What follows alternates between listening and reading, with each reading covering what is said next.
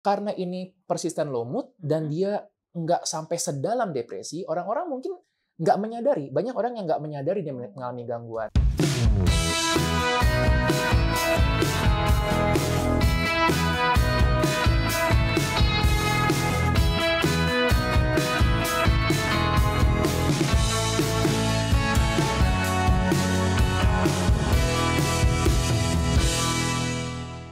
Selamat datang di Haru Media, sebuah channel yang ingin meningkatkan kecintaan terhadap buku dan dunia literasi. Ini adalah sesi Bincang Haru bersama saya, Kanaya Sofia, yang akan mengambil alih sesi ini untuk beberapa episode ke depan. Saat ini kami sedang berada di Pos Bookshop yang terletak di Pasar Santa, lantai 2. Buat teman-teman yang ingin mencari buku-buku dari penerbit indie yang mungkin sulit ditemukan di marketplace, bisa coba mencarinya di Pos Bookshop. Di episode kali ini, kita akan berbincang dengan Dr. Andreas Kurniawan untuk ngebahas sebuah buku bertema self-improvement terjemahan Indonesia, yaitu I Want to Die But I Want to Eat Tteokbokki yang ditulis oleh Baek Se-hee. Kemarin itu, setelah selesai membaca bukunya, aku nggak heran sih kenapa buku ini tuh bisa masuk ke jajaran bestseller, baik di Korea sana maupun di Indonesia sendiri sudah dicetak berkali-kali, menandakan demand-nya yang cukup tinggi ya. Buku ini tuh menjelaskan kondisi mental seorang pengidap distimia dengan pendekatan yang mudah dipahami, yaitu lewat percakapan antara si pasien, penulisnya, dengan psikiaternya. Dari situ aku jadi tahu apa sih yang dirasakan oleh seorang pengidap distimia. Apa itu distimia dan apa pula penyebabnya? Kita akan bahas lebih lanjut dengan Dr. Andreas Kurniawan. Halo dok, apa kabar? Halo Ayah, kabar baik. Dokter mungkin mau menyapa dulu penonton channel Haru Media, silahkan. Halo teman-teman penonton Haru Media, saya Andreas Kurniawan dan hari ini seru ya, kita bakal bahas ini. Oke. Kesel loh saya baca buku ini loh. Itu disimpan dulu. Disimpan dulu. Udah nggak sabar soalnya mau ngebahas nih. Kita simpan dulu, soalnya aku mau menanyakan sesuatu. Di Instagramnya dokter tuh ada keterangan dokter adalah psikiater yang suka melucu. Kenapa menuliskan hal tersebut, dok? Oke, itu waktu itu kepikiran aja, jadi branding gitu kan ya, kan zaman-zamannya lagi branding. Terus kalau misalnya kita dengar kata psikiater kan mungkin langsung kebayangnya yang nggak kayak gini lah gitu ya, kelihatannya kan yang cool, gitu. Terus ya berapa kali ketemu sama klien gitu, pasien bilang, "Nih kok dokter tuh lucu ya, suka bercanda."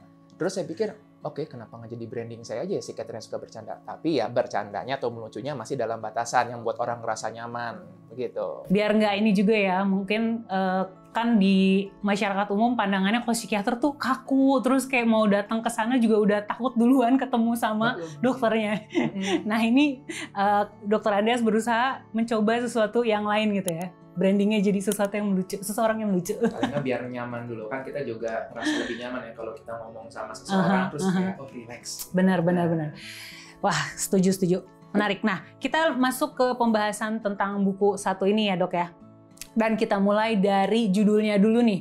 Yang mana kalau diterjemahin ke bahasa Indonesia, bunyinya tuh jadi aku ingin mati, tapi aku ingin makan tteokbokki. Jadi sebenarnya ini buku tentang apa nih dok? Saya juga pas baca judulnya bingung sih. Makanya pas lihat gini, berapa kali kata tteokbokki muncul dalam buku ini, menariknya sebenarnya justru nggak banyak ya, gitu kan? Nah, kalau aku melihat ya, ini judulnya ini menggambarkan nanti kalau istilah psikologis itu ambivalensi. Ambivalensi itu kayak ketika kita dalam diri kita tuh ada dua hal yang bertentangan. Di satu sisi, dalam hal ini ya, definisinya bilang I want to die, tapi di satu sisi lain kok survival, I want to eat tteokbokki. Nah, ternyata memang dalam buku nanti kita bakal menemukan banyak tuh ambivalensi tersebut. Aku begini, tapi begini. Dan mungkin teman-teman yang membaca ada relate juga. Ya, kadang-kadang aku juga merasakan seperti itu. Makanya tadi saya bilang mungkin pas baca ini banyak yang akan merasa bisa relate.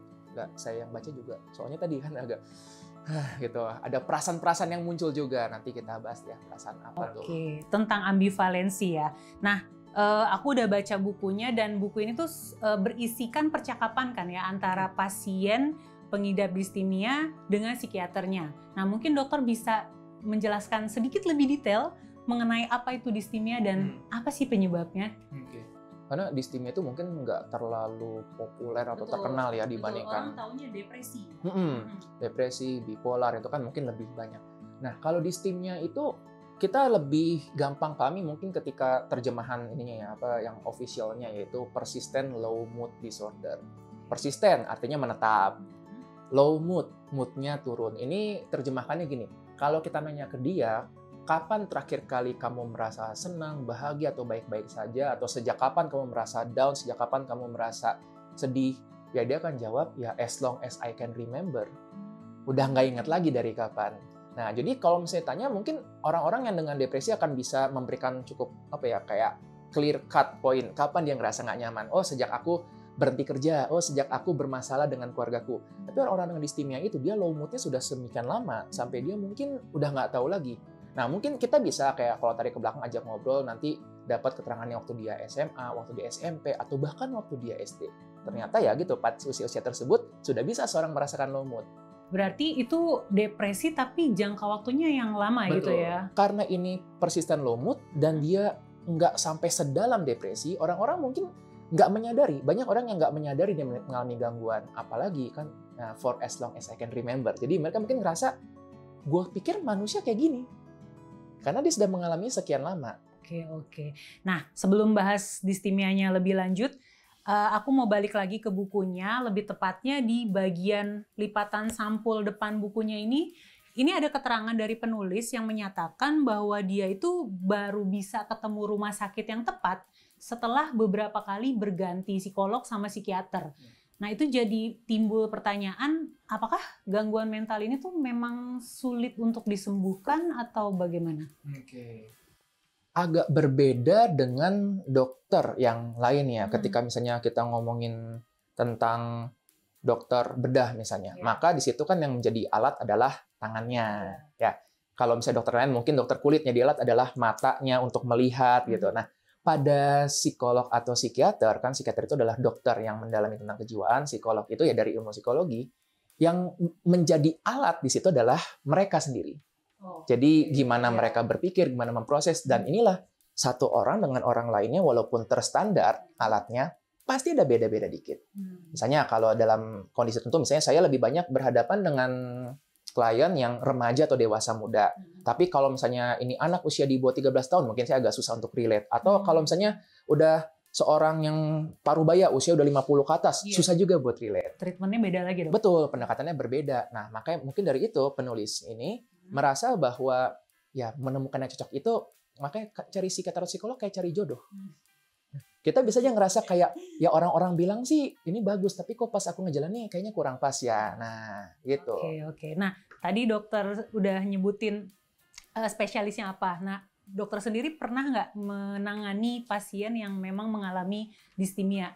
Dan waktu itu treatment atau pendekatan yang digunakan seperti apa? Aku ada beberapa. Lain kalau tadi ya tanya aku jadi pikir, iya sih ada beberapa. Dan agak jarang langsung menegakkan, oh ini distimia. Awalnya kan dari ceritanya, oke, depression. Terus ya biasanya kita nggak langsung pakai obat. Ya pokoknya dia merasa nggak nyaman, ada luka, ada rasa sakit, kita fokus ke rasa sakit tersebut. Ya mungkin bisa dengan obat, mungkin kita bisa melakukan psikoterapi namanya. Psikoterapi itu seperti apa? Ya seperti yang ditulis di buku ini. Ini sebenarnya yang dilakukan ini adalah, kalau kita menyebutnya protokol psikoterapi. Jadi percakapan, lalu ketika ada suatu kalimat yang muncul gimana meresponnya. Nah, biasanya pada pasien dengan distimia, ketika kita melakukan pendekatan dengan obat, ada perbaikan, tetapi kok nggak mencapai ke kondisi yang kita bilang tuh default-nya orang pada umumnya. Dan kita mikir, apakah obatnya kurang, apakah psikoterapinya yang kurang tepat, baru setelah itu kita bilang, wah jangan-jangan default-nya dia memang segitu. Jadi yang menurut kita masih kurang, jangan-jangan memang dia sudah, itulah kondisi sehari-hari yang dia taunya. Dari situlah baru keluar diagnosisnya ya. Oke, nah ini juga berkaitan sama pertanyaanku berikutnya. Karena tadi aku membaca ulang bagian awalnya, di sini penulis itu ketika dia datang pertama kali ke psikiaternya, dia tuh sudah menyiapkan hal-hal apa aja sih yang dia alami selama ini. Nah, dari dokter sendiri ada nggak sih tips untuk mereka yang baru mau pertama kali datang ke psikolog atau psikiater, apa aja nih yang perlu disiapkan gitu? Oke. Ada loh beberapa orang yang ketika datang tuh udah bikin catatan. Pernah ada yang bikin presentasi. Wow. Jadi dia mulai dengan my life so far gitu. Ada yang seperti gitu. Dan memang akhirnya tiap orang punya cara berbeda-beda. Ada yang mereka fokus di masa lalu, ada yang dengan masa sekarang.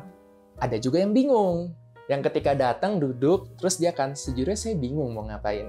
Tapi dia tahu bahwa ada sesuatu yang nggak pas. Nah, biasanya ada beberapa sih pertanyaan pengantar. Ya, karena kan sebenarnya psikiatri, psikolog itu kan kita bertanya. Nah, pertanyaan yang sering saya ajukan adalah, apa rasa sakit yang membawa kamu ke sini? Ya, karena pikirnya sederhananya kan dokter. Orang kan ke dokter karena sakit. Nah, apa sih rasa sakit yang buat kamu ke dokter? Apakah tentang pikiran, perasaan, ataupun perilaku? Gitu. Nah, pertanyaan lainnya kadang-kadang dia juga bilang, saya bingung. Ya, saya kan menanyakan, oke, kalau gitu, apa yang mau kamu tahu dengan datang ke sini? Baru kan itu pertanyaan-pertanyaan terbuka seperti itu yang membuat dia akan pikir, ya sih aku mau tahu tentang kenapa aku seperti ini, aku harus bagaimana, apakah baiknya aku berhenti kerja atau enggak, seperti itu. Nah itu mungkin teman-teman yang nonton mungkin bisa mempersiapkan hal-hal tersebut ya, kalau memang berniat untuk datang ke psikolog. Nah terus dokter kan satu bidang ya dengan psikiater yang ada di buku ini. Kira-kira setelah selesai membaca bukunya, ada nggak sih hal baru yang dokter dapat, meskipun sebenarnya bergelut di bidang yang sama nih ya? Yang saya utama lihat adalah, buset nih psikiater sabar banget. Wow. Sabar banget bener kayak. Oke, kenapa? Ya bukankah ini adalah kondisi yang sehari-hari dokter alami gitu? Betul sekali. Karena begini kan, kalau melihat ini dalam ilmu psikiatri, psikologi, dalam psikoterapi itu kan kita bertukar informasi, gimana orang menyampaikan informasi, lalu kita mengolah itu dan gimana kita untuk mengembalikan dalam bentuk yang lebih bagus.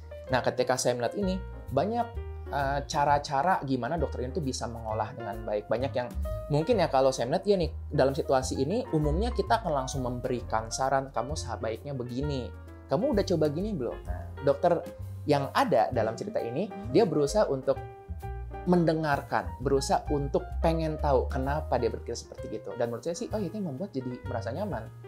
Dari mana tahu merasa nyaman? Ini kan chapternya dibuat per pertemuan ya? Iya betul. Jadi kalau kita ada 12 ya kalau nggak salah. Iya. Nah jadi ini saya anggapnya oke, mungkin dia artinya ketemu setiap seminggu sekali. Dan bayangkan seseorang yang mau untuk ketemu berulang-ulang setiap minggu dan cerita sebanyak ini, berarti orang yang diajak ngomong itu bisa memberikan rasa nyaman.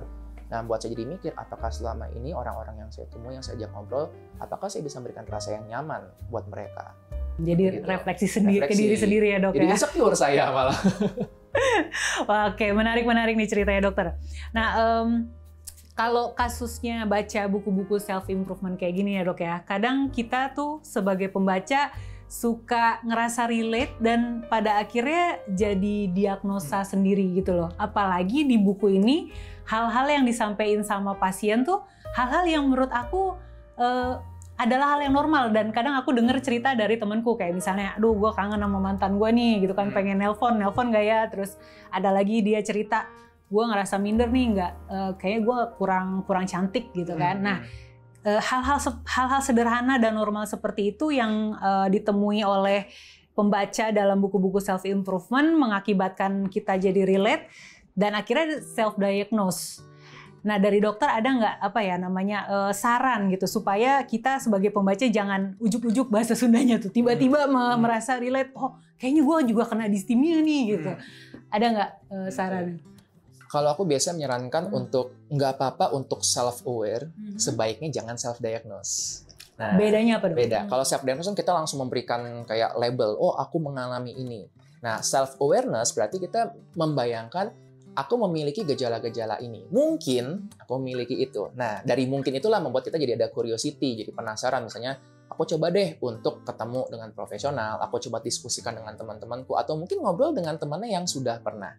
Jadi, self-awareness itu memberikan peluang jendela baru untuk bisa mendapatkan pertolongan. Oke, jadi ada kesadaran diri dengan membaca, jadi tahu oh ternyata orang lain ada juga ya mengalami hal ini gitu. Mungkin aku juga mengalaminya tapi jangan serta-merta melabeli diri gitu ya. Jadi hanya karena kita memiliki gejala di situ belum tentu kita memiliki penyakit tersebut. Nah, masih berhubungan dengan kondisi-kondisi yang dialami oleh pasien di sini ya. Terus tadi juga dokter di awal menyebutkan tentang ambivalensi ya, dia merasakan satu hal dan tapi dia juga merasakan hal yang kontradiktif dari hal tersebut. Nah itu mungkin bisa dijelaskan kondisi seperti apa yang rasanya gawat gitu dan akan memicu atau menuju ke kondisi yang ternyata lebih berbahaya. Nah, jadi yang tadi kita sebutkan tentang ambivalensi itu adalah seperti proses berpikir seseorang yang harmless sebenarnya. Jadi dia bisa aja memiliki pola pikir tersebut seterusnya seumur dia hidup, tetapi dalam banyak kondisi ternyata pola pikir yang salah ini membuat dia menjadi menderita dalam hidup.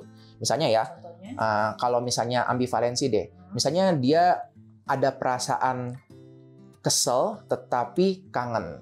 Misalnya dalam situasi seseorang ini udah lama nggak ketemu dengan keluarganya, dengan orang tua, tapi kalau tiap kali ketemu selalu ditanyain, kapan nikah? Nah itu kan di satu sisi kesel, di satu sisi kangen kalau nggak ketemu. Nah kita bisa mengizinkan untuk dua perasaan tersebut nggak apa-apa loh, tetap ada bareng-bareng, karena alasannya berbeda. Dia kangen karena nggak ketemu, dia kesel karena ditanyain sesuatu yang dia nggak suka. Nah dalam proses terapi itu kita mengajak untuk mengenali gitu bahwa nggak harus kita cuma milih salah satu doang. Itulah yang saya pikirkan memang proses psikoterapi yang ideal itu sebenarnya ditunjukkan di sini. Pasien bercerita, terus ya muncul keingintahuan, kenapa sih aku mikir gitu? Dijelaskan. Jelaskan ini pun dengan tujuan untuk supaya orang tersebut jadi lega, oh ternyata ini yang terjadi. Dengan harapan bisa mengubahnya jadi lebih baik lagi. Menarik. Nah, balik lagi ke bukunya, di bagian awal itu pasien juga menyebutkan tentang mitomania, gangguan mental bernama mitomania. Itu apa ya kaitan mitomania dengan gangguan mental utama di sini yaitu distimia? Mitomania itu dari namanya ya, myth, ya kan, kayak ya legenda-legenda cerita gitu. Mania itu suka, bukan berarti dia suka dengan legenda, suka cerita, tapi suka mengarang-arang cerita, pathological liar. Nah gitu.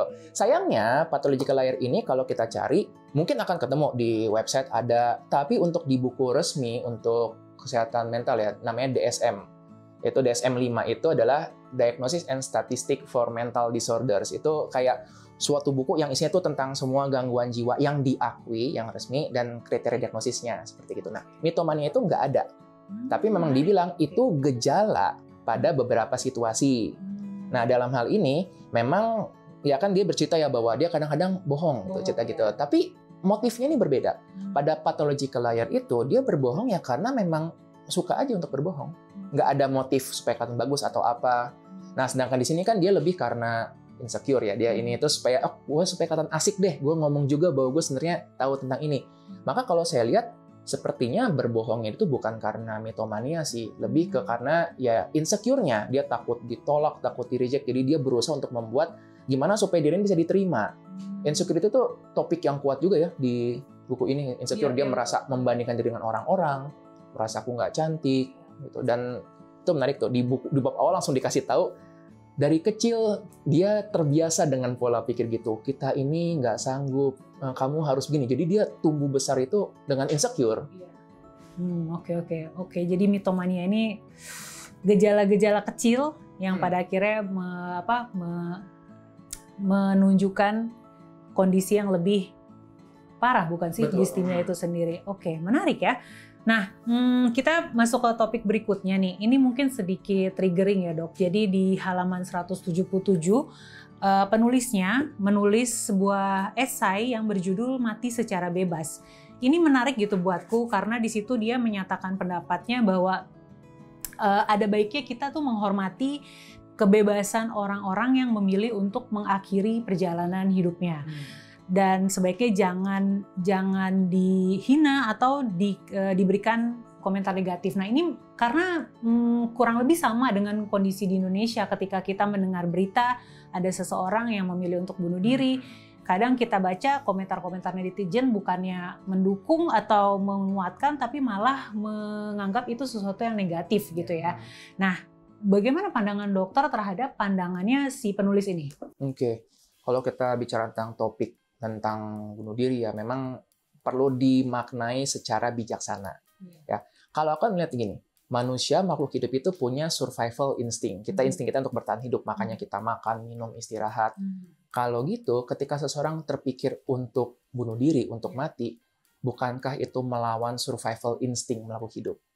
Kan kita jadi mikir, berarti ada yang salah nih. Nah, di sisi lain kita bisa melihat gini, ada suatu pola ya, pattern pada orang-orang yang mencoba untuk melakukan bunuh diri dan mereka selamat ketika ditanyakan apa yang mendasari itu, apa yang membuat dia melakukan itu, rata-rata mengatakan hal yang sama. Mereka ingin lepas dari rasa sakit. Nah, jadi sebenarnya mungkin masih sesuai dengan survival insting kita. Kita nggak mau hidup dengan rasa sakit. Jadi kita pengen menghilangkan rasa sakit. Kebetulan rasa sakit menempel dengan hidup. Jadi mungkin mereka berpikir dengan aku menghentikan hidup, rasa sakitku juga akan hilang. Maka dari itu kalau misalnya saya atau teman-teman psikolog psikiater lain ketemu dengan seseorang yang mengatakan ingin untuk mengakhiri hidup, kami nggak akan mengatakan jangan ya. Karena orang lain pasti akan mengatakan itu. Kita akan bilang tentang dosa atau apa. Kita akan mencoba untuk mencari tahu apa rasa sakit yang kamu alami yang sedemikian besar sampai terpikir aku mau menghentikan rasa sakit ini bagaimanapun caranya. Barulah itu kita biarkan dia untuk cerita, dan akhirnya tadi ketika kita menemukan rasa sakit tersebut, kita mengobati, merawat rasa sakit tersebut, perlahan-lahan mereka pun merasa lebih lega, lebih tenang. Oke, menarik ini topik tentang satu ini ya. Tapi terima kasih untuk jawabannya. Jadi membukakan mataku juga gitu. Sebelum menutup video, Dr. Andreas mungkin mau memberikan pesan yang bisa diambil oleh penonton channel Haru Media setelah diskusi kita tadi. Oke, thank you Aya. Jadi tadi kan kita ngomong tentang help is available. Nah, jadi pertolongan tuh bisa muncul dalam berbagai bentuk. Misalnya ya, kalau kita cari di internet pasti ada tuh tentang self-help bagaimana. Ada juga buku-buku tentang self-improvement atau self-help seperti ini. It's okay kalau kita mau membaca buku ini, silakan. Nah, buat beberapa orang mungkin ada perasaan stuck, kayak aku butuh untuk lebih lanjut lagi. Maka jangan ragu juga untuk mencari pertolongan profesional, bisa ke psikiater, psikolog, dan ingat memang langkah pertama itu yang biasanya susah. Jadi mungkin kalau teman-teman merasa aku butuh ditemenin, nggak apa-apa loh, ajak teman, bilang aja, tolong temenin aku. Ya, sama juga mungkin kita berpikir bahwa ada teman kita yang butuh bantuan, nah kita bisa coba untuk menawarkan, mau nggak, yuk aku temenin. Thank you ya dok ya. Nah itu tadi teman-teman pembicaraan obrolan tentang sebuah gangguan mental yang bernama distimia. Semoga dengan obrolan ini, diskusi ini teman-teman jadi lebih aware ya, lebih sadar dengan kesehatan mental kita masing-masing. Dan harapannya setelah membaca buku ini teman-teman bisa tahu bahwa di luar sana juga ada orang-orang lain yang mungkin mengalami apa yang teman-teman alami. Nah, kira-kira ada yang udah baca belum buku ini? Bisa tulis ya di kolom komen di bawah udah baca atau belum. Dan obrolan kali ini saya sudahi dulu sampai di sini. Jangan lupa untuk membagikan video ini ya ke media sosial kamu supaya lebih banyak lagi orang yang tahu dan sadar tentang kesehatan mental. Jangan lupa like juga videonya dan juga subscribe ke channel Haru Media. Aku Kainaya Sofia dan Dr. Andreas pamit. Sampai ketemu lagi.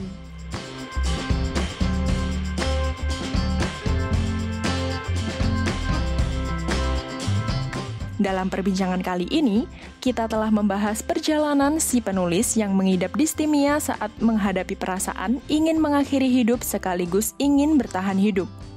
Semoga perbincangan kali ini menarik dan kamu boleh tulis di kolom komentar hal baru apa saja yang kamu dapatkan dari Bincang Haru episode buku I Want to Die But I Want to Eat Tteokbokki.